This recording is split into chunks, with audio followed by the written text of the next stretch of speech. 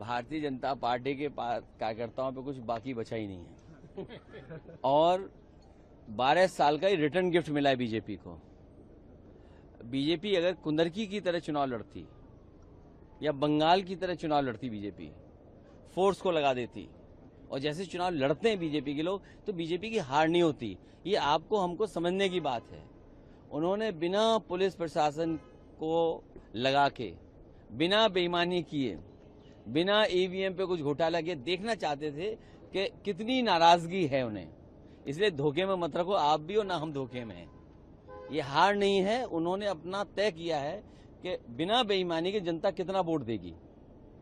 अगर कुंदरकी जैसा चुनाव लड़ते, रामपुर जैसा चुनाव लड़ते, यूपी के बाई इलेक्शन थे उस तरह चुनाव लड़ते, तो क्या बीजेपी हारती? क्या बंगाल में हमने नहीं देखा कैसे चुनाव था?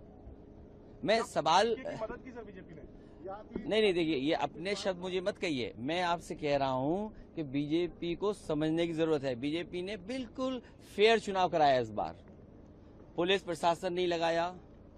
जिस तरीके से उन्होंने कुंदरकी चुनाव में, मीरापुर के चुनाव में, रामपुर के बाई इलेक्शन के चुनाव में या अन्य जो बाई इलेक्शन यूपी के हुए थे, जो बेईमानी की थी वो नहीं की।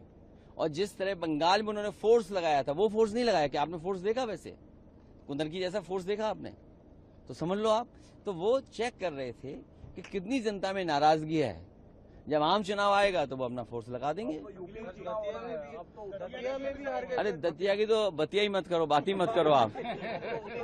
हमें खुशी है कि दतिया की जनता ने और समाजवादी कार्यकर्ताओं ने जिम्मेदारी से साथ दिया इंडिया गठबंधन का।